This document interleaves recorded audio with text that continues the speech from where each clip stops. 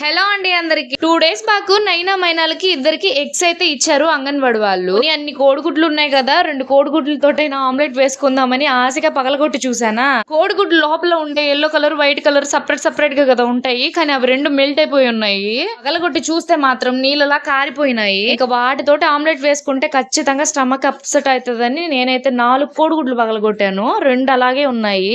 ఈ రోజు కోడిగుడ్లు కూర చేద్దామని అన్ని తీసి నీళ్ళలో చెక్ చేస్తున్నాను అనమాట. నిన్న పగలగొట్టినప్పుడు 4గిట్లో 2 డ్యామేజ్ అయి ఉన్నాయి కదా, సో సగానికి సగం పోయి ఉంటాయిలే అనుకొని వాటర్ లో వేస్తే మాత్రం అన్ని మునిగిపోయాయి. యాక్చువల్గా ఈ టెస్ట్ ఏంట్రా అంటే మంచి కోడిగుడ్లు మునిగిపోతాయి, బాగలేనివి పైకి తేలుతాయి అనమాట. ఇలా కాదని మా వారు చెప్పారు షేక్ చేసి చూడు అని. షేక్ చేసి చూస్తే దాని లోపల సౌండ్ అయితే వస్తుంది. ఇలా కాదని బ్రేక్ చేశాను, సేమ్ నిన్న ఎలా ఉందో కోడిగుడ్డు అలాగే పాడైపోయి ఉన్నాయి. అయితే కోడిగుడ్డు పగలగొట్టగానే నీళ్ళలా కారిపోయింది గిన్నెలోకి. కోడిగుడ్డుని షేక్ చేసినప్పుడు సౌండ్ వస్తే అది పాడైపోయిన కోడిగుడ్డు అనమాట. సరే ఉంటాం.